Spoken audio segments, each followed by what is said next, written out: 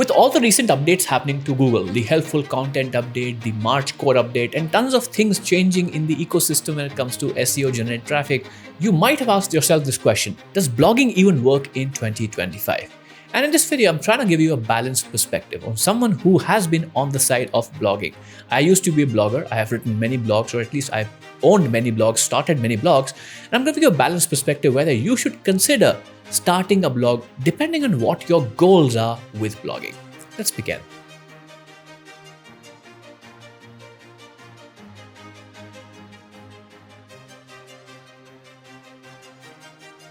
Let me tell you a quick story about my blogging experience.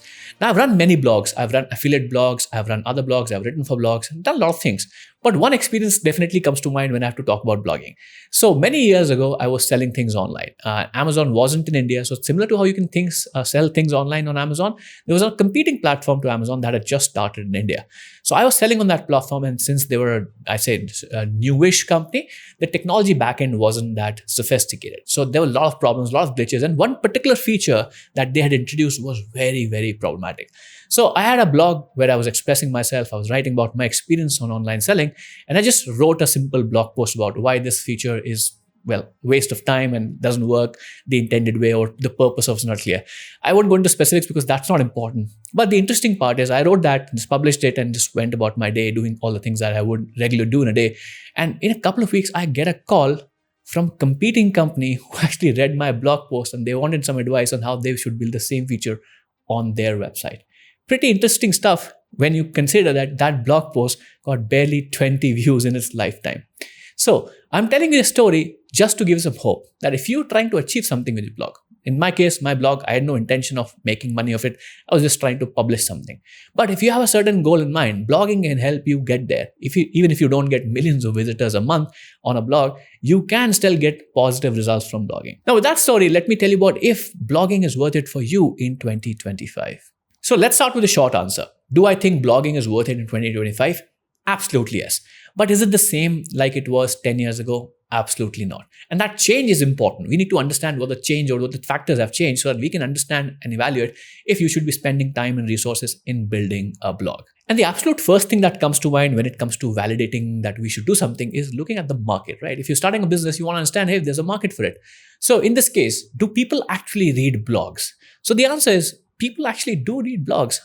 Many of the surveys that I researched about say that 83% of surveyed internet users read at least one blog a month, when 18% of internet users, at least the surveyed users, read a blog post a day. So there is a huge market of people who actually read and find information in the internet. Now, I'm not sharing this as a groundbreaking statistic that I just revealed. If you use the internet, you know you're searching for information all the time, and everybody does so as well. And let me tell you about this. A lot of times when I'm looking for some technical answers, I would rather read the article because I'm much faster rather than watching a video. So there are people who prefer to read blogs and prefer it over video or any other mode of communication, or at least consuming information. So the market definitely exists for blogging. So the change, I mentioned the change, right? 10 years ago, blogging was different. Today, blogging is different. So what has changed? The answer is everything. Let me explain. So let's go to the fundamental definition of blogging. What is blogging? Well, you publish some content, you write some content, you put it on a website, and then you publish it, and hopefully the content is distributed, whether with your email list, or you send it to friends and family, or with SEO. Now, all these factors that I just mentioned, that you need a publishing platform, you need to be able to write content, you need to be able to distribute the content, all those things have completely changed in the past few years. So we need to understand those changes to understand whether or not blogging is worth it for you in 2025. The first and most important change is when it comes to publishing. For publishing a blog, you need a website. And building a website, technically was never too hard. It was basic steps you could put together. But in the past few years, building a website has become absolutely easy. And on our channel, we have done many videos about how you can build a website in under an hour. But realistically, you can build your website in under 5 minutes. Just go to any of the hosting providers that we mentioned, click a few buttons, pay, and with a 2-minute process, you'll have a website ready. And this is with respect to building your own website and publishing content. You can always go to a forum, you can always go to some place like Medium, or you can have other platforms that you can write content on. There's so many ways to write content. which means that the landscape or the competition when it comes to blogging is very broad, and many people have access to the tools or access to the publishing platforms that they wouldn't have a few years ago when it comes to blogging. The next thing which has completely evolved is the distribution itself. Now, I'm not talking about owning your own distribution through emails or something else. I'm talking about primarily about SEO. And in the past 5 years or 10 years, SEO has completely changed. Now we have AI overviews, we have so many different things. Google is pushing videos, and people also ask, there's so many things. And with the rise of AI tools available to write like ChatGPT, writing a piece of content is very easy. And that is where Google has made a lot of changes to the algorithm. So the competitive landscape when it comes to being able to publish content or even write a lot of content at scale is also completely different. But this brings me to the positive side of the equation, which is the silver lining. Technically, there are multiple silver linings. Let me talk about it. First, let's talk about SEO and distribution.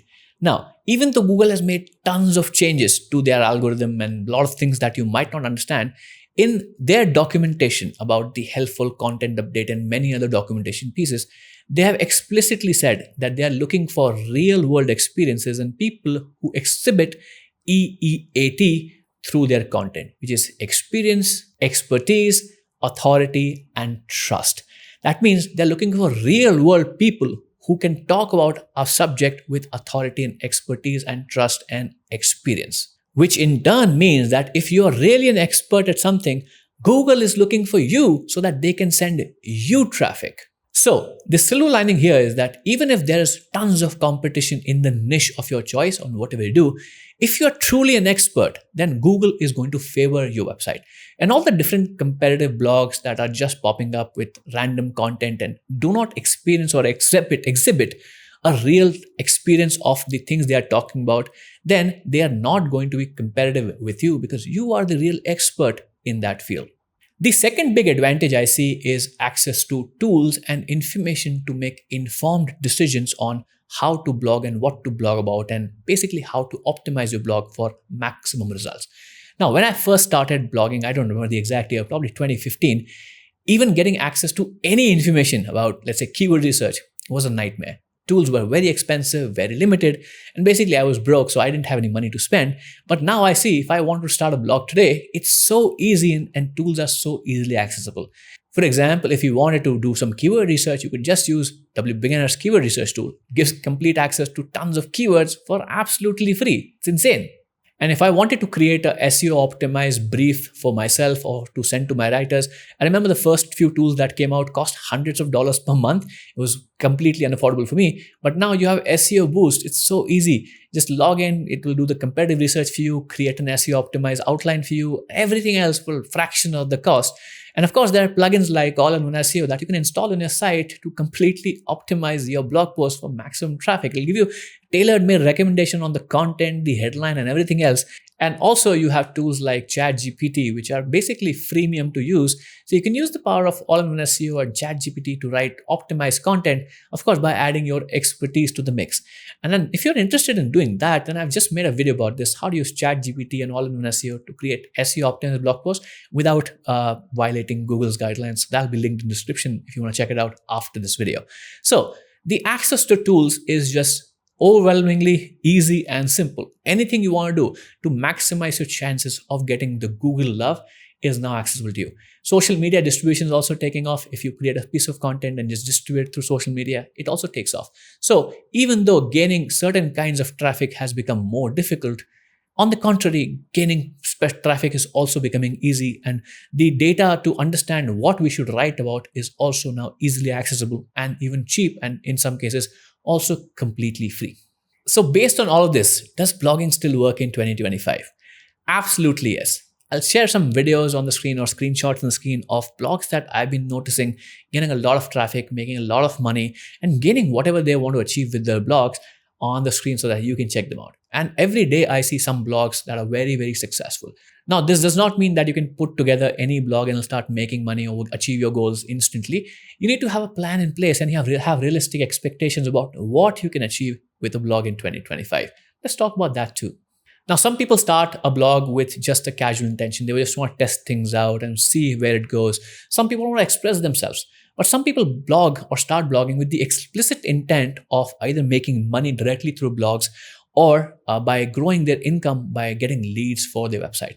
In that case, what I would recommend you start, if you are starting a blog with the intention of making money, then you should have a solid monetization strategy in place from day one so that you can maximize your chances of becoming successful with blogging. So what does a solid monetization strategy mean? That means understanding the variety of ways you can monetize your website. If you're just writing about something, for example, you have a cooking website, then you can do affiliate marketing, selling some ingredients, selling some utensils with the power of affiliate marketing, linking to Amazon. Or if you have a content heavy website, if you're traveling, then you can monetize by a sponsored post. You can add some ads to your website if you want to make money via that route. You can sell your own products. People sell physical products, people sell digital products, planners, templates, workbooks. A lot of things can be sold online with a variety of deals. And if you have a local business attached to it, and if you're blogging for the purpose of getting leads, then have the right strategies in place to collect the leads. Include forms and pop-ups on your site so that you can collect those leads on your website so that you can become more successful with creating a blog in 2025. So to sum up this entire video, does blogging work in 2025? The answer is yes. Is it completely different how it was 5 years ago, 10 years ago? Yes. The chances of you becoming successful with a blog are very slim. Not really, but if you put in the right efforts, then the likelihood of you becoming successful with a blog is much, much higher.